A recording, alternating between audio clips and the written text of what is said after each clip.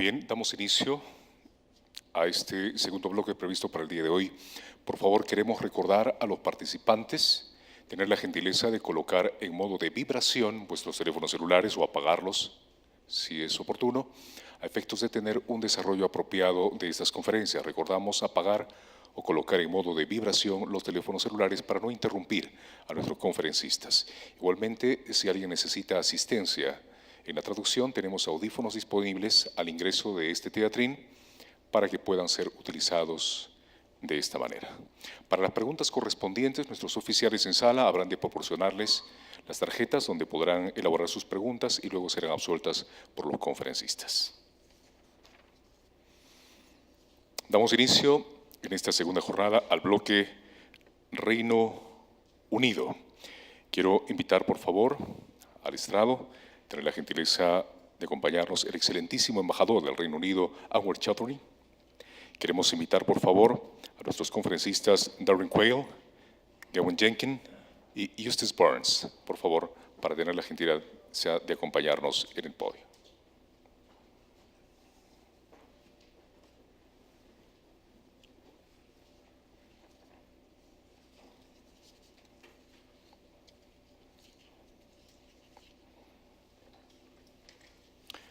Bien.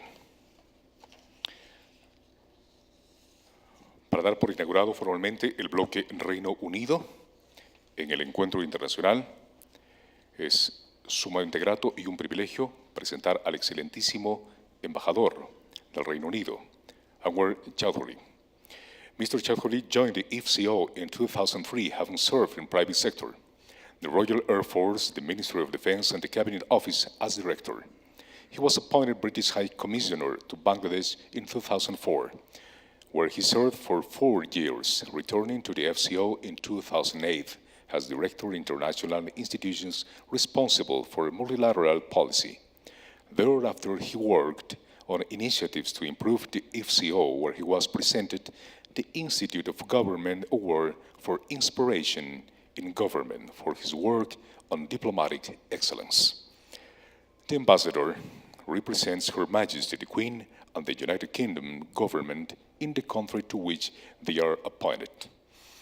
They are responsible for the direction and work of the embassy and its consulates, including political work, trade and investment, press and cultural relations, and visa and consular services. Es nuestro privilegio invitar las palabras del excelentísimo embajador del Reino Unido, Anwar Chaudhry. Embajador.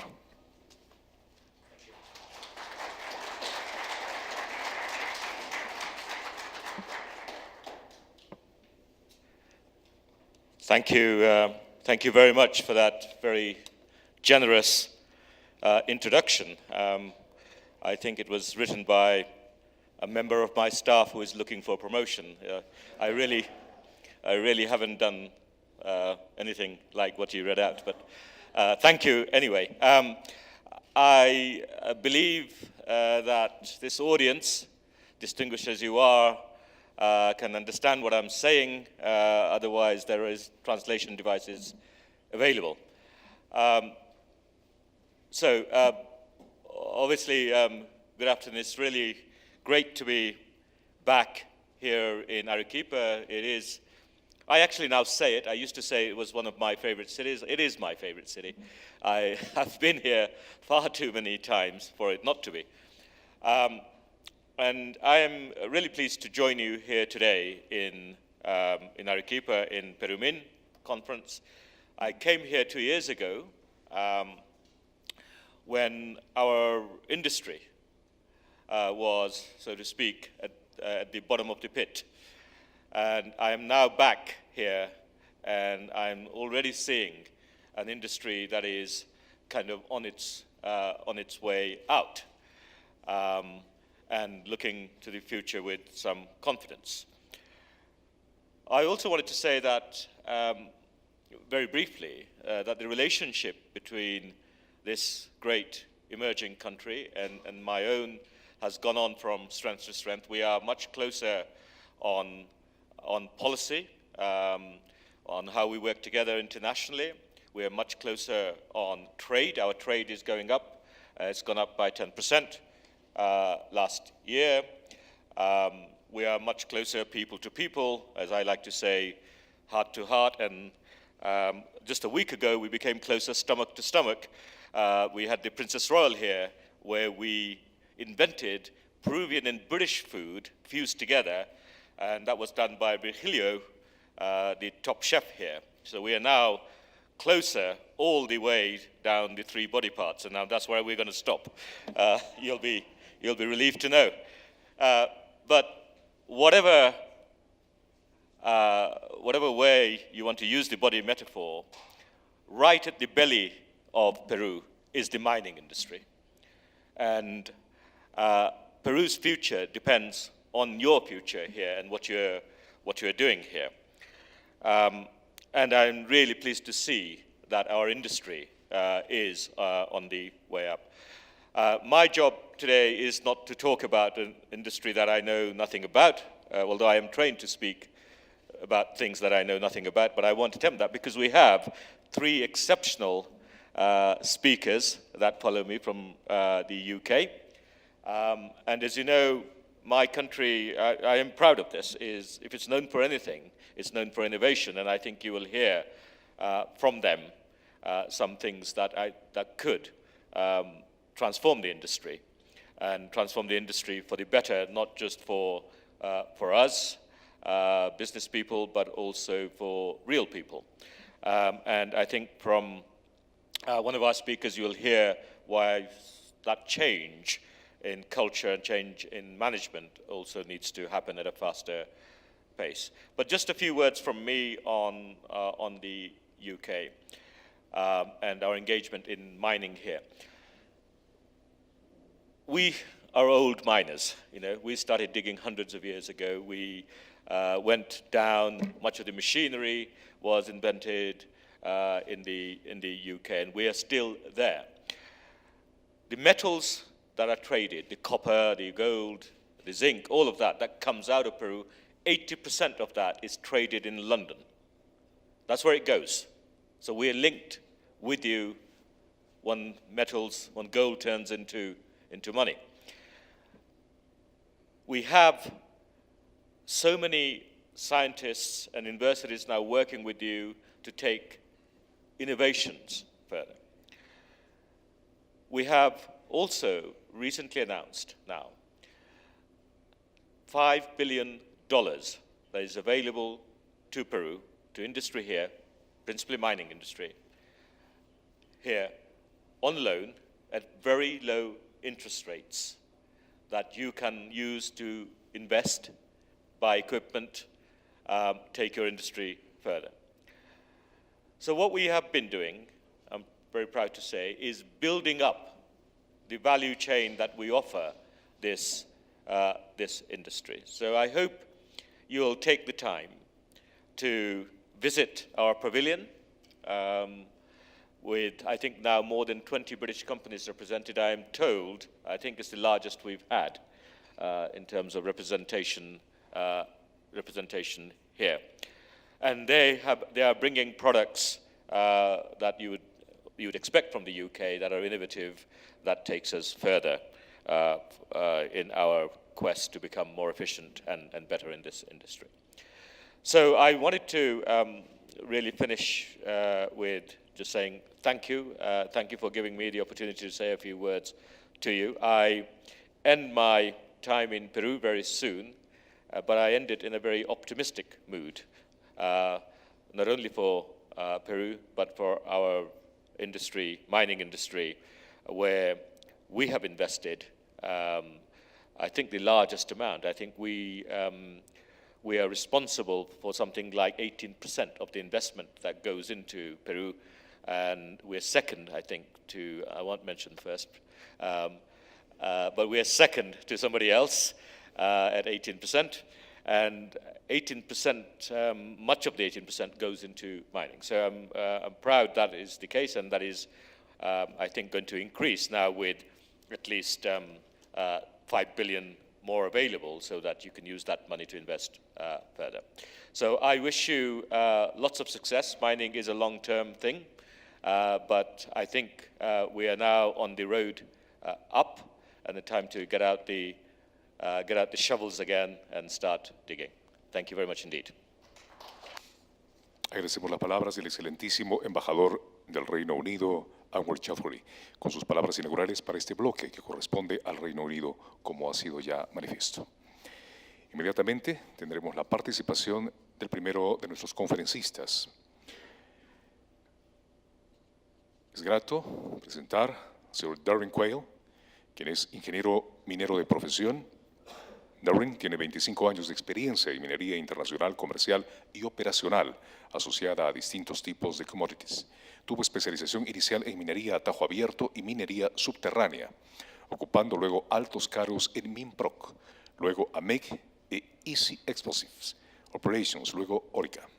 Ahora Darren es especialista en minería para el Departamento de Comercio Internacional del Reino Unido, encargado de las Américas y Australasia. Queremos invitar con nuestro aplauso a la autoridad académica y profesional de Darren Quayle.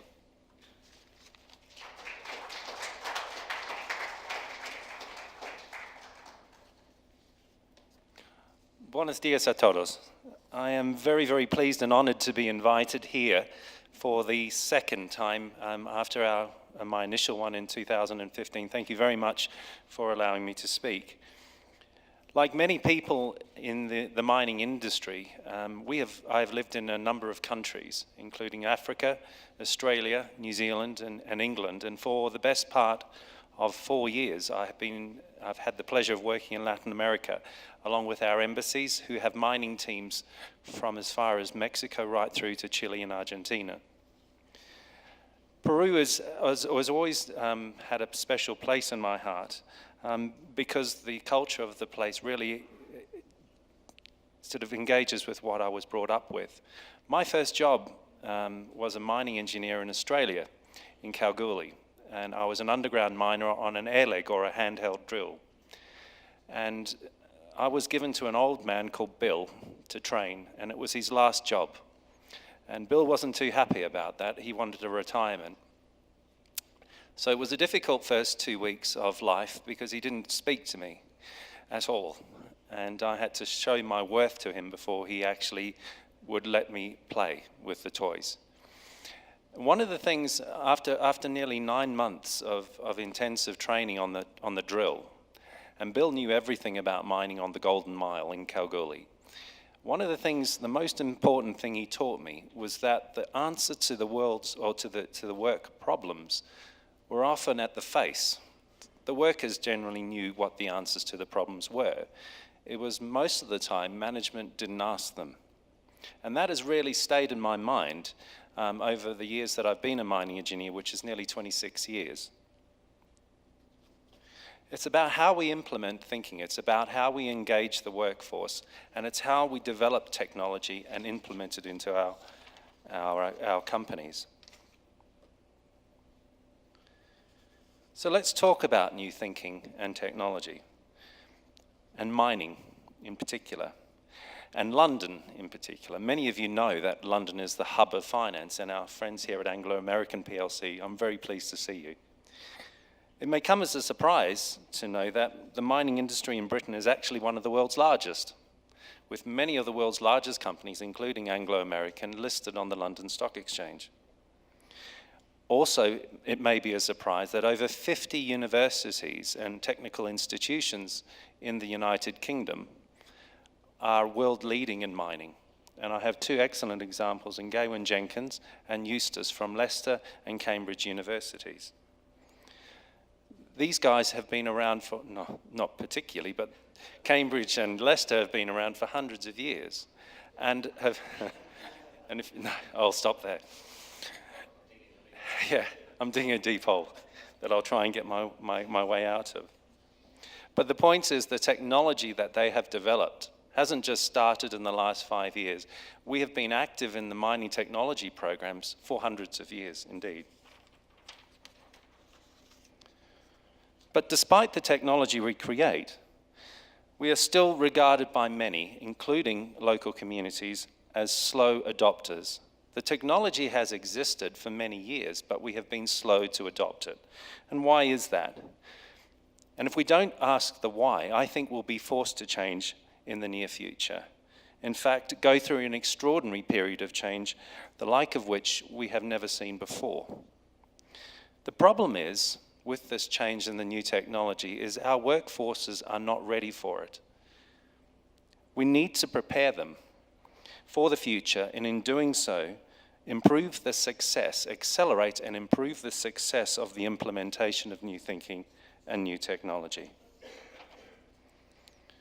I was in Chile last week, meeting some of Eduardo's team, and I was reminded that the motto of Chile is por la razón o la fuerza, by reason or by force. And I think largely over 30 years of working in the mining industry, and my father was working with Caterpillar, so I grew up with it. I think the mine industry tends to use force to make change. And I think we need to think about different ways of doing that in order to get the technology implemented quicker. Force can be successful in the short term, but rarely in the long term. You probably know from your own interactions with work that when a boss uses force, it tends to last just as long as the boss is in place. And things tend to go back to the normal way of working as soon as they leave. What we need is the change that we want to be sustainable, something that lasts, regardless of the changes in leadership and the structure of our company. So why does implementation fail? Well, it fails for four main reasons. Firstly, our workforce fails to see the need. We don't communicate it well enough.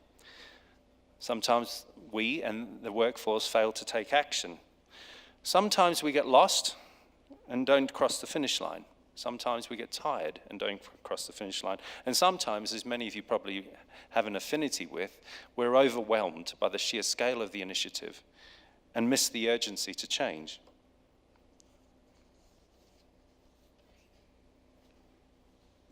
That was the previous slide.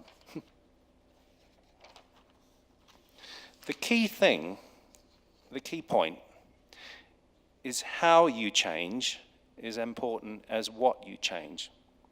And this talks about the importance of proper, planned change maintenance. In my view, it needs to be implemented in the same way that we implement a safety program.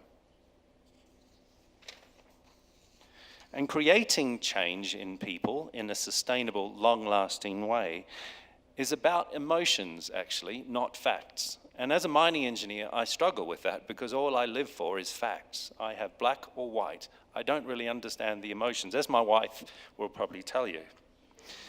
So let's look at what both force, por la fuerza, por la razón, creates.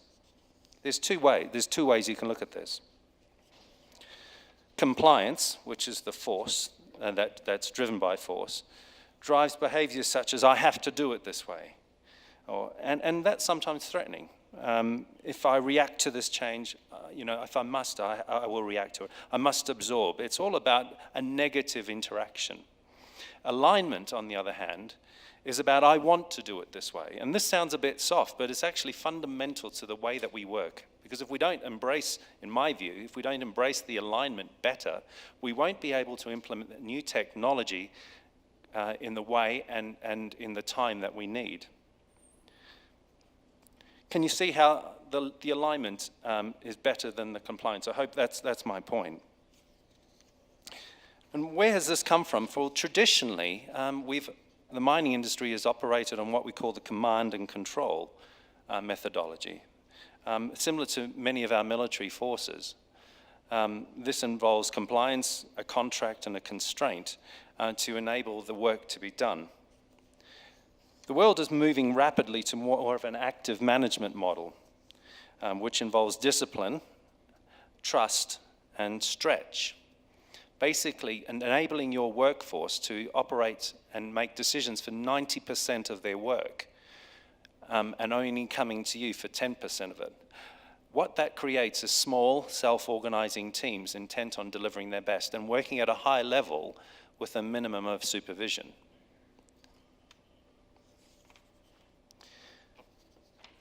So how do you get that? What does that culture change look like? What does the engagement look like? And it's basically 5 main processes, or 5 core processes. Firstly, there's the alignment and the engagement. And this is sharing expectations from senior leaders right through the workforce. There's a communication plan which creates the understanding of the need for the project, the engagement, basically. What it is and what it's not. So that line of in or out. And there's frequent communication that's delivered on progress and achievements. There's training and education, which is workshops from executives to managers, supervisors, and right down to the employees, one-on-one with the employees, because that is where the transformational level goes. Management don't mind tons, it's the workforce that does, and they're often the one that's overlooked in terms of the change management process. Finally, it's the sustainability, it's the coaching, it's the culture of coaching to develop a structure and employee skill for using performance data to coach. And lastly, sustainability, embedding it for the long term, regardless of changes in management and structure.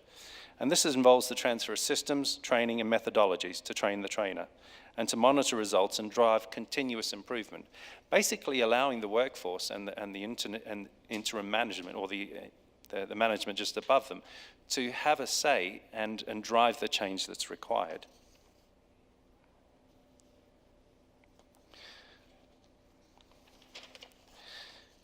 Implementation, people said, you know, we need culture change in my particular company. I've heard that many times at the CRU conference earlier in March this year, where I spoke. And they said, but you know, that's going to take 9 years to put through. That was one of the quotes from one of the chief execs. The reality is, if you do this in a particularly structured way, you can deliver culture change in a sustainable basis for in 9 months, less than a year. And what it involves is sprints. Just like a racetrack, you sprint, you finish that work, you stop, you recover, you freeze, and then you build on that for the next. It involves breaking it into work cycles, from daily sprints to weekly sprints to monthly sprints, and continual review and testing and reinforcement. With this method, sustainable change can be created in less than a year. So the point is that it doesn't take nine years to make. You can actually implement significant culture change in less than a year, right across your organization. So to wrap up, culture change is about emotion. It's not about the facts. People need to make a decision to engage rather than be forced to. It's about going forward, I think, to embrace the technology that's going to come upon us, and it is, for example, with Gawain and Eustace today, are good examples. It's about implementing a change management model, just the same way as we've implemented a safety program right across our organization. We need to prepare our workforce to embrace the changes that are going to happen and be prepared for them. And if you do it the right way, you can achieve sustainable change and accelerate that implementation, driving new technology and accelerating the ability to modify that and implement it in a way that's specific to your organization. I hope that makes sense. I've been involved in this industry a long, long time, and I've never seen a suite of technology from the UK, but also wider afield, appear before. Autonomous trucks, the ability to replace mercury and cyanide, for example, with a non-toxic solution. And Eustace is going to talk about a new way of doing environmental impact assessments and so forth. And there's autonomous trucks, and I could go on forever. You know this better than me. We haven't seen this before. A rope shovel in 1900 is still the same looking rope shovel today in 2017. When you look at it, we haven't really changed. And then you think about, okay, 1900, what a phone looked like, and you think, well, look at this. You know, have we really moved that much? The reality is, I think we will. And Mark Cutifani, who's the chief executive of Anglo American, says, we need to jump 20 years in 5 years. And the way that we have to do that, the way that we can do that, is by getting the workforce to realize what is going to happen and to be part of the process and to be an engaged member of the team. Thank you very, very much for your time today. I'm very pleased to hand over to my friend, the the compare. Thanks very much.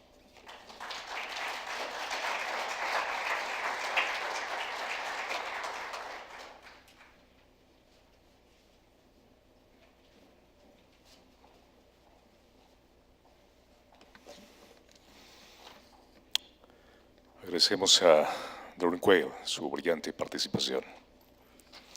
En esta misma consideración, tenemos ahora el privilegio de escuchar a Kevin Jenkins, quien es profesor de recursos minerales de la Universidad de Leicester y coordinador del proyecto para el desarrollo limpio en procesos de minerales, disolvente eutéctico profundo para líquidos iónicos.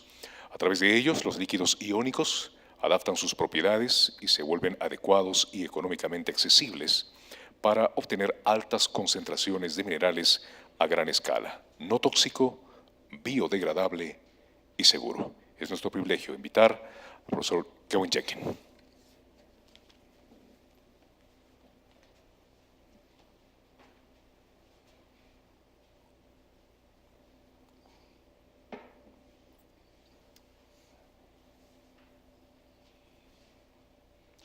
Okay, I'd love to thank the British Embassy for inviting me, and I hope I can live up to their expectations. We didn't develop the electric lights by continuously, incrementally improving candles. There was a jump. Okay, so we cannot go on just continuously improving the technologies that we have, tinkering with them, if we really want to develop the mine of the future. We need a step change. Many of the technologies that we use in mining today are mature. Okay, cyanide and froth flotation, these have been used for over 100 years, and we have improved them as much as we can, but we probably can't go any further. So what we need to move forward is disruptive technology, something that really changes the way that we operate and makes a big leap forward.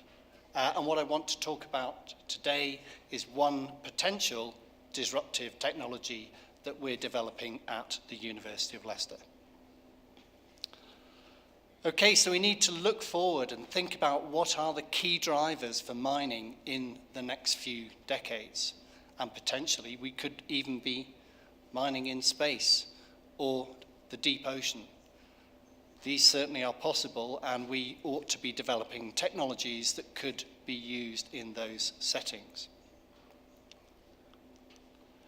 But going back down to earth, the key driver really at the moment is the increased mining of lower and lower grade ores, as you see here for gold. And we do this partly because we can, because we develop processes that allow us to mine very low grade ores at large tonnages, and also we do this because we have to, because we have mined out many of the high grade deposits at the surface. But can we go on and on going to lower and lower grade? Possibly not. And because of the push for lower grades, people are now starting to look at ores that previously they've ignored because metallurgically they've been too challenging to process. They're difficult to process ores such as high arsenic, energite-bearing ores. And for both of these reasons, for every amount of metal that we get out of the ground, we're using more and more energy as we go forward. So more energy means a greater cost and a greater environmental impact. So we're using more and more energy at a time when we want to be using less, at least less carbon dioxide producing energy. So we are causing, through all the energy we've used in the past, climate change. There is no debate about that. And that, in turn, is causing an increased frequency in extreme weather, as we've seen in the floods in northern Peru, and we're seeing in the Caribbean at the moment. It may also cause droughts, think Chile. So we have restrictions on production caused by lack of water, and also this means that miners are being put into conflict with other users of the water.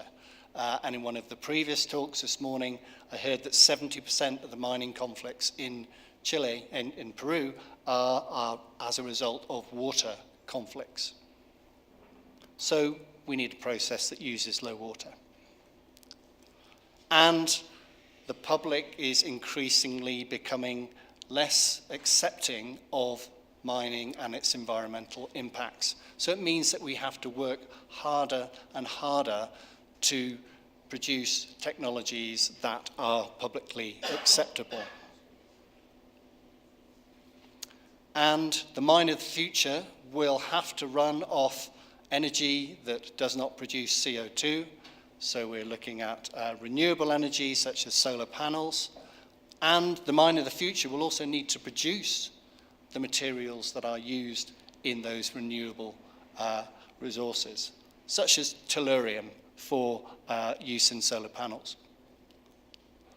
So a very simplistic view of what happens at the moment: we take our ore, we add in energy, either with fire or with caustic chemicals, and the end result is we extract our metal, but we have a large CO2 footprint as a result of the energy input, and we have wastes that we need to deal with.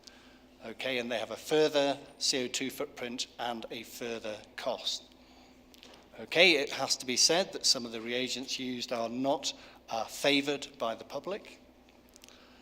And so, for example, if we look at gold mining, 3,000 tons of gold mined every year, you can estimate that it has a CO2 footprint of around 35 million tons of CO2. That gold mining might also consume 2,000 gigalitres of water. That is 2 cubic kilometres of water, and 0.4 million tons of cyanide. Okay, so what we need are more low-energy, environmentally compatible processes that are publicly acceptable, and potentially that also recover the byproduct elements that we want for the mine of the future. Now, we have lots of things like bioprocessing, heap leach, but often they don't recover those trace elements that we might want. So we need our disruptive technology. Okay, and we think our disruptive technology is ionic liquids. In simple terms, these are salts that are liquid at room temperature. Okay, so when we look at these salts here, we must realize there is no water in them. Okay, you take away water and you change chemistry completely. Okay, in these solutions, gold is very easily oxidized. They are rich in chloride, and that gives us high selectivity in both dissolution and recovery. And because they are ionic, we can do electrochemistry.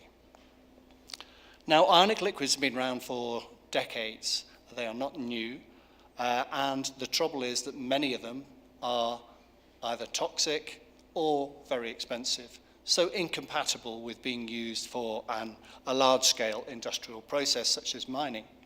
However, the breakthrough is that at Leicester, we have developed a new type of ionic liquids called deep eutectic solvents. And these are basically mixtures of two chemicals that have a lower melting point, a eutectic. So literally, we take two solids and we mix them together and we make a liquid. Solid number one.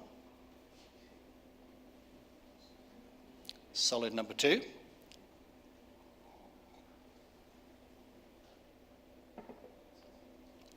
We mix them together.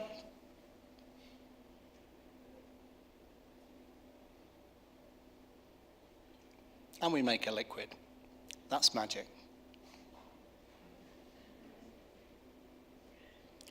Okay, so what are these chemicals that we're using? Well, number one, the main component, choline chloride.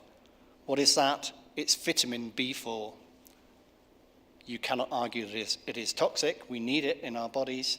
And it is produced on millions of tons scale around the world because it is used as an additive in animal feed, and therefore it is also cheap. We then mix that with other components, simple chemicals such as ethylene glycol, citric acid, or urea. And everybody in this room is making urea as you sit there, and it is also a fertilizer. Okay, so it is cheap, non-toxic, and biodegradable. Okay, now we have patented these liquids, over a million combinations of them, and potentially we can adjust the liquid composition for different uses. Okay, now this is the most technical bit. What we want to do here is recover blue. Okay, and we have two modes of dissolving into solution. We can make our mineral an electrode and add or subtract electrons to cause dissolution, or we can use a chemical oxidizing agent such as iodine, which is very environmentally benign. We can recover the blue by electroplating. We can add another component to co-precipitate it. We can add a more reactive metal to cement it, or we could use ion exchange. So we have lots of flexibility in how we approach this. Okay, let's give you an example, what we can do with gold. Okay, on the left here we have a sample of ore, and we have gold as electrum, pyrite, iron sulfide, and galena, lead sulfide. And literally we put this in our solution for 10 minutes at 50 degrees C, and the gold is gone. Okay, so we can dissolve gold. Can we recover it? We did a beaker scale experiment. We dissolved the gold, and we showed that we could recover it on an electrode. Okay, now those pictures you saw before were done with a special microscope that looks at the surface of the sample and measures the surface very precisely. So you can now see that where the gold was, there's a pit, and we can measure the depth of that pit extremely precisely. Okay, in this case, 1.7 microns. And that allows us to quantify the rate at which dissolution occurs. Okay, so you can see dissolution rates for different minerals here. At the bottom, we have chalcopyrite that hardly dissolves. We have bismuth tellurides, tellurium, galena, and then at the top, we have silver telluride, hessite, and electrum. That's gold-silver alloy. Okay, and remember, pyrite and silicates do not dissolve. So our gold dissolves extremely rapidly. The dashed line at the bottom is the dissolution rate in cyanide at 25 degrees C.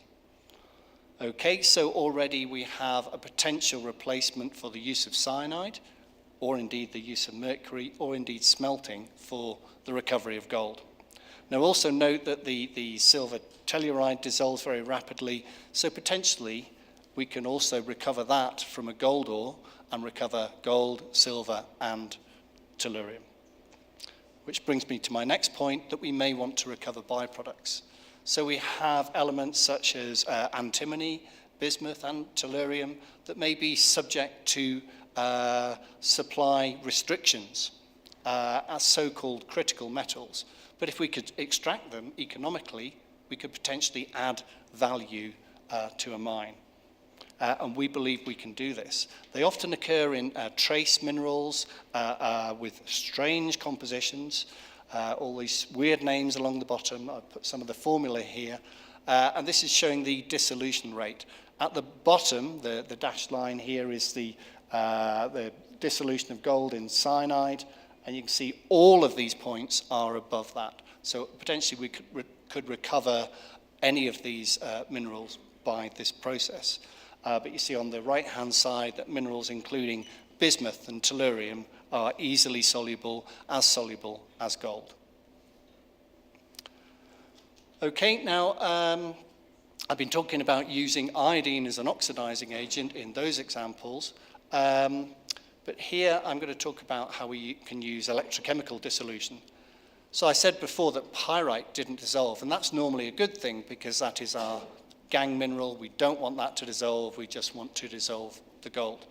However, if the inclusions of gold in the pyrite are so fine that even with ultrafine milling we cannot expose it, or the gold is even dissolved in the pyrite, then we might need to actually break down the pyrite to liberate the gold. And we can do that. Okay, we can make the mineral an electrode, and in this case, suck out the electrons and cause it to oxidize. So you can see the starting solution is clear. We put different minerals in, and you can see them dissolving by the color change. We can dissolve all the refractory iron sulfide minerals and a whole range of copper sulfide minerals. Okay, and pyrite, we've shown that we can actually dissolve it both by electrolytic oxidation and electrolytic reduction. So we have two ways in which we can dissolve pyrite and liberate gold. And finally, just to finish off, I want to talk about smelting. It's a standard technique. Nearly 80% of copper produced, and that's 19 million tons per year, is produced by smelting. So, but smelting, of course, is a very high temperature, high energy process. Well, what we've done is we put our ground mineral in an electrolytic cell against the anode, where we can oxidize it into solution, and separated the cathode by a permeable membrane, and on the cathode we're able to plate out the metal. So if we put our galena in as our mineral, we can plate out lead directly. So we're going from galena, lead sulfide, to lead in one step. That's exactly what you do in smelting, but we're doing it at room temperature. And we can do the same thing for copper minerals. We can recover the copper directly. Now, clearly this is very small scale, but the potential is there. Obviously, we're looking to build up this process, and we have a whole range of pilot facilities at Leicester that we're using to investigate up to the sort of half-ton scale, working with a variety of companies. The low-hanging fruit here is actually relatively small-scale ores and concentrates that are very high grade, maybe a very complex mineralogy that would be difficult to process with other techniques. Okay, so that was a quick introduction to our research.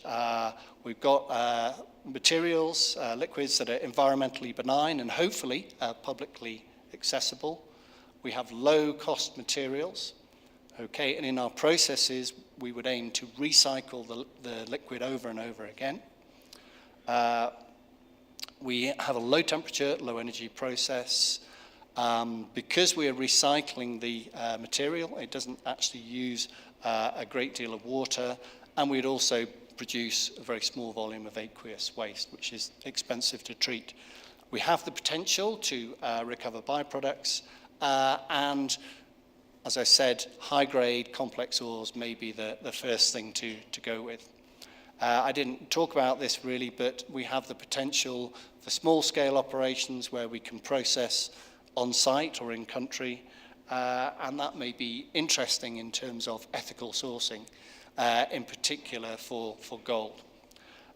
So we have a process that's potentially scalable to large and small operations. It may be suitable for artisanal and small-scale mining even. So if you're interested in what I'm talking about, I'm doing a longer talk tomorrow in the Technology and Innovation session in Chichani 1. I think the time is 11:30 tomorrow. But thank you ever so much for your attention.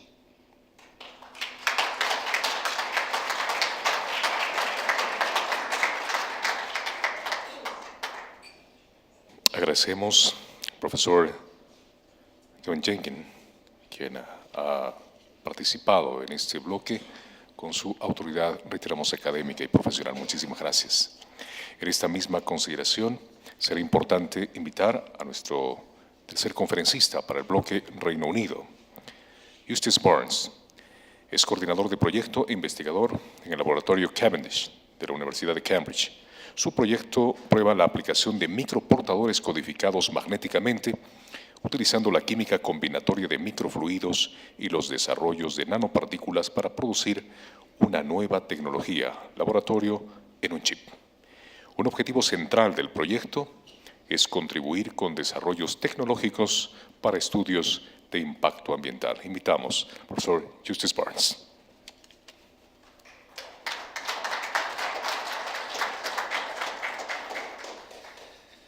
Well, I too must thank the British Embassy for inviting me to give a talk today. I've never given a talk to the mining industry before, and I'm working at Cambridge University. I'm an environmental scientist. I also have academic qualifications in development economics and resource management. And I have a particular interest in environmental impact analysis.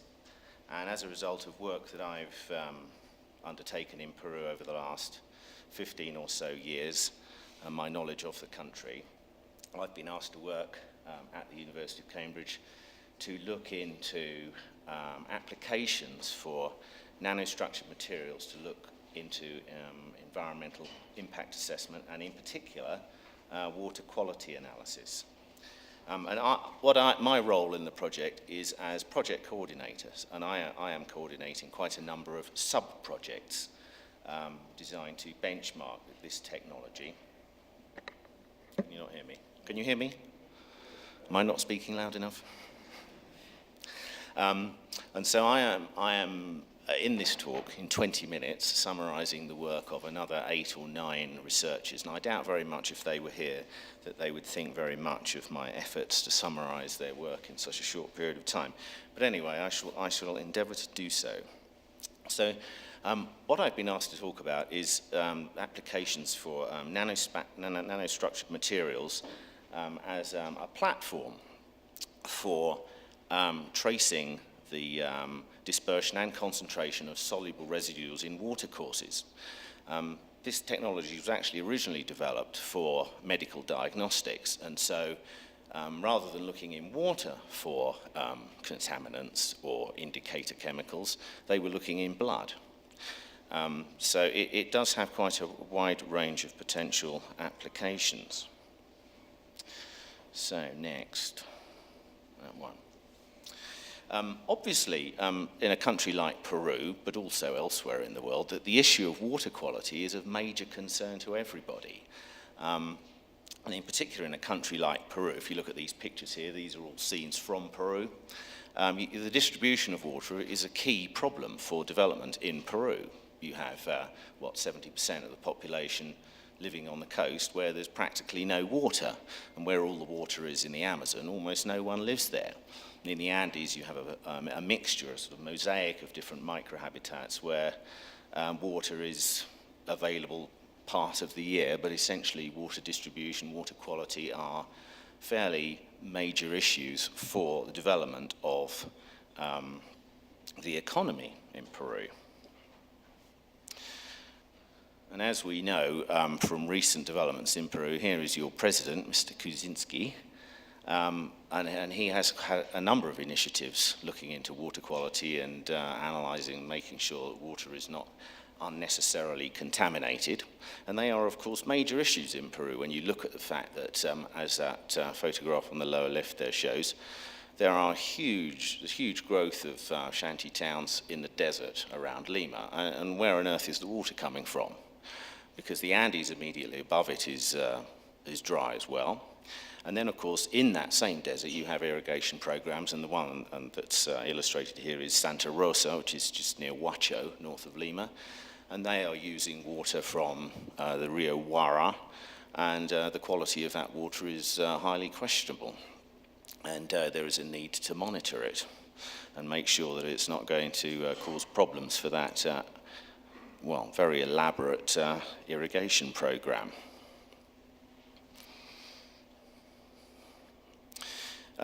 water monitoring across the world, and here I'm just going to look at the UK and Peru, is a very costly and complicated process. If you compare, say, the UK with Peru, which seems quite convenient, given that I'm from the UK and we're working in Peru, in the UK, the private water companies are required to continually monitor water quality from rivers, reservoirs and sewage outfalls. And one of the laboratories we're working with in the project that we have here in Peru is Northumbria Water. And they collect and analyze 350,000 samples per year of water. And they are required to do this to maintain an understanding of what's happening to water quality on a day-to-day basis. And we regularly go up to see these laboratories, and they are absolutely vast. And the cost of that monitoring of water is astronomical. And in Peru, that amount of money, that investment simply isn't available to engage with that kind of level of monitoring of water quality. And one of the reasons for this is, if you look at the terrain in Peru, if you look at the access to the sites that you'd have to get to, you have the additional problems. England is a tiny, tiny little country where access to the rivers is very easy. In Peru, even getting a relatively short distance can be quite challenged, quite difficult. And we know that because we've been working not far from here, collecting water samples, and just how difficult it is to collect representative samples from just single catchments. So, just to go over some basic ideas in water analysis, you have two components for any water analysis program. And what you're looking for example, heavy metals. Everybody knows that the concentration of heavy metals in water at very, very low concentrations, trace concentrations, are essential for life. But once they build up beyond a certain low level, they can accumulate in ecosystems and become very dangerous. So we need to monitor their concentration in the environment.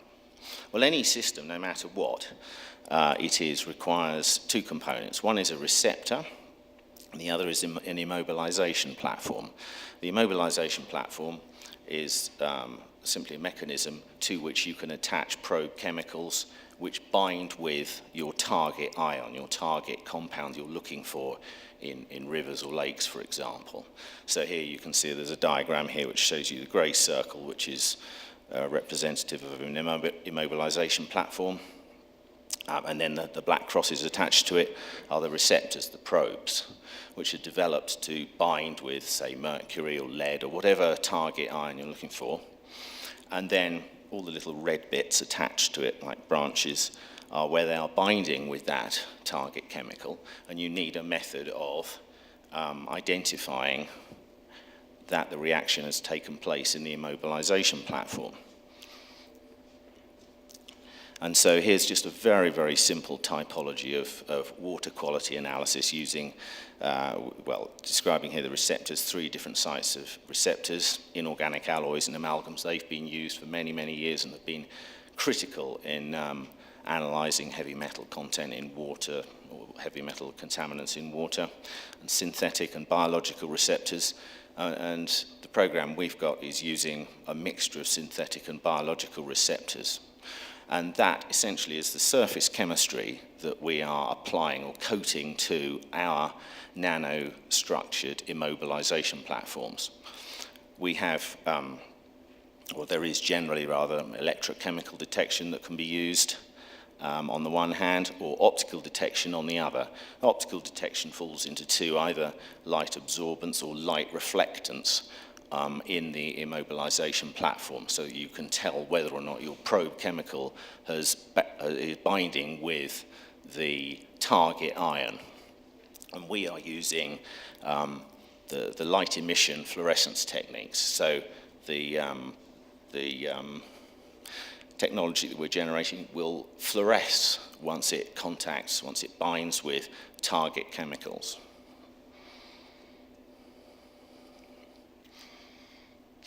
And so, to describe the technology which has been developed at the Cavendish Laboratory over the last 8 years, what actually are we doing? Well, what we are producing are nanoscaled bits, 100 microns long, and with narrow magnetized metallic strips on them, which can be coated. They then, with a probe chemical, and once you submerge it in water or originally in blood, it will fluoresce when it detects the target ion, the target organic compound, whatever it is you want to look for. And so, well, 6 or 7 years ago, there were 4 problems that we were presented with. One was, how are we going to fabricate these tags, this nanotechnology? How are we actually going to mark each tag given their scale? And then how are we going to read that marking on it? How are we going to identify it? How are we going to coat those tags with the probe and make sure that they are stable and that they are sufficiently sensitive to the target ion? And then also, of course, how are we actually going to read them? How are we actually going to generate the data to actually be able to identify the concentration of lead or mercury or whatever it might be in the water that you're actually looking for? And so, to start off at the simplest level, which is probably about where I am when it comes to this, if we look at a simple liquid in which there is a target chemical that we can put, represented here by the yellow star. So, for example, it could be mercury. All the other different colors represent different ions that we might look for. We know it's in the solution. We put it there. And then we will develop, or we have developed, probes to fluoresce when they bind with ions of whatever it might be, mercury or lead. So when we mix the probe into the beaker of water, we can see fluorescence. And what we can do is those probes can be coated onto the nanoparticles that we create. The nanoparticle shown here is essentially a silicon wafer which has got magnetized strips printed onto it. The probe chemical is then coated onto that nanoparticle, and when it comes into contact with the target ion, it will fluoresce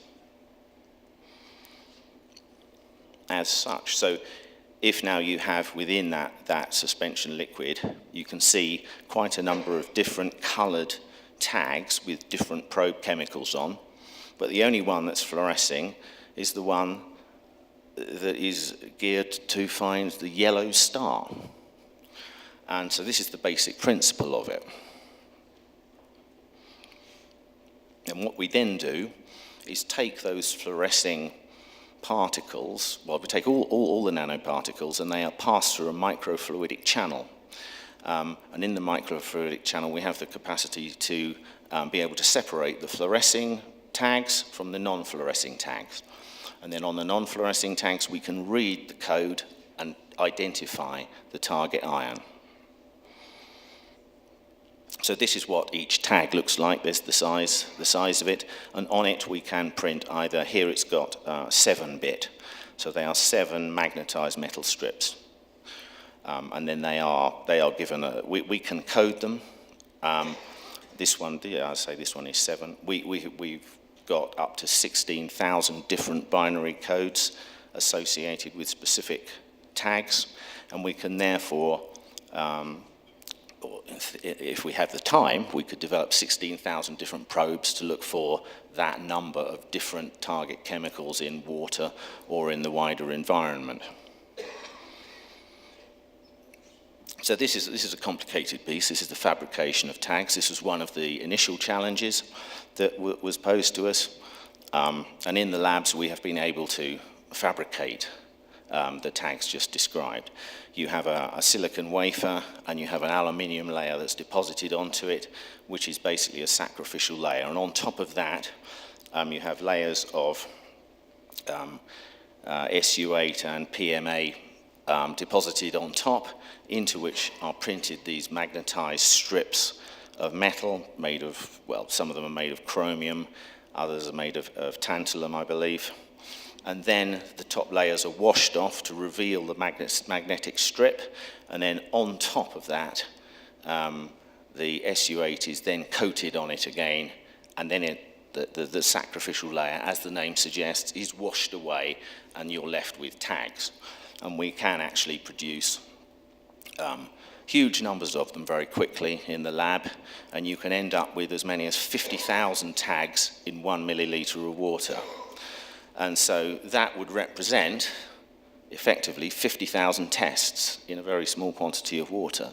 So you can imagine that if you produced vastly more of these tags and used them with the probe chemical, you could do two things. One, you could look for a huge variety of different target chemicals. And two, you would end up with a huge number of data points. You would end up with a vast amount of information about the concentration. And the higher the proportion of the probe that responded to that fluoresced, the higher the concentration of your target chemical. And we're in the process now of calibrating that precisely to see just how it works out. And so here are some of the tags under a microscope, and it shows some of them fluorescing, in fact, in a water, in a mild water solution there. Right, so yes, I'm running out of time, I can see. So the codes have to be written, and this can be done very in the lab in an oscillating magnetic chamber. And you can then write the tags so that you have a code 1011121113, and so you end up with unique codes for up to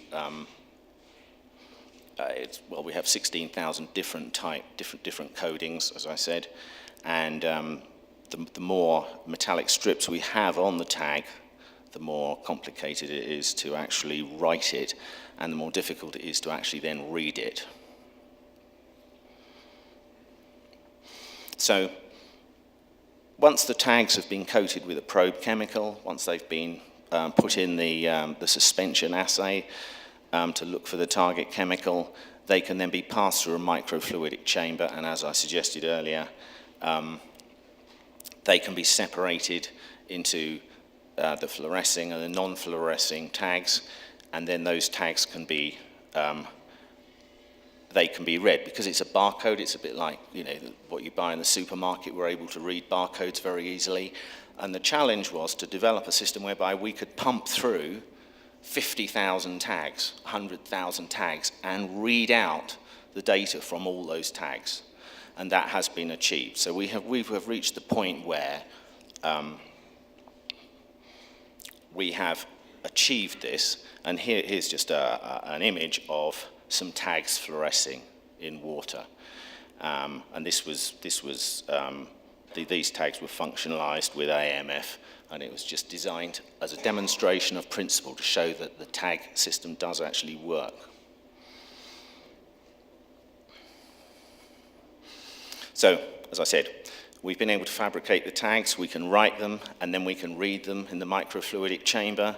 We have a compatibility with the probes. We have quite a number of probes now for looking for different metal ions. And we have the microfluidic transport. We can pump through the suspension assay with the tags in it, and we can separate out the ones that are reacting from the ones that aren't, and we can identify what they're reacting to. And so therefore we have what is called a multiplexed assay. We can look for 40, 50 different ions all at the same time. And that is work that is going on at the moment. Where I come into all this is that I am developing a series of projects to look at how this technology can be used, well, in Peru. Does it work in the humid tropics? Does it work in the desert? Does it work at high altitude? Let's see how it works. Let's see how stable it is. Let's see how sensitive it is. And so what we've had to do is develop a series of benchmark projects to calibrate that data. And we're calibrating it against traditional projects, water sampling, etc., and also using sediment samples, soil cores. And what else is there? Oh, that'll do for now. So what we're doing in Peru is we're actually collaborating with the University of Moquegua using funds from the Canal Minera. And we've had a great time in the last 12 months developing a 5-year project to actually look at the application of this technology. And so thanks must go to Dr. Washington Zevallos Garmes and Dr. Alberto Quispe at Moquegua University, who have given us their unstinting enthusiasm throughout the year for the project, and we look forward to working with them in the future, of course. Anyway, the project, very, very briefly, has involved water testing, sediment analysis, and bioindicators, and also mathematical modeling of the data, because we will end up with vast amounts of data. So we have a quantum mathematician working on the project as well to model the data using principal component analysis, cluster analysis, etc., to look at how we can analyze the data and develop this technology as an efficient means of looking at environmental impact assessment procedures. And I've just run out of time. I could talk for several hours more. Anyway, thank you very much for listening. I hope it's of some interest to you, and maybe I'll speak to some of you later on in the day. Thank you. Agradecemos al profesor Justice Burns por esta brillante conferencia y participación en este encuentro internacional. Tenemos 2 preguntas que han hecho llegar los participantes. La primera de ellas es para el profesor Kevin Jenkins. La pregunta es: ¿han utilizado los iones líquidos en alguna operación? Perdón, ¿han utilizado los iónicos líquidos en alguna operación minera actualmente, en el Reino Unido o en otro lugar?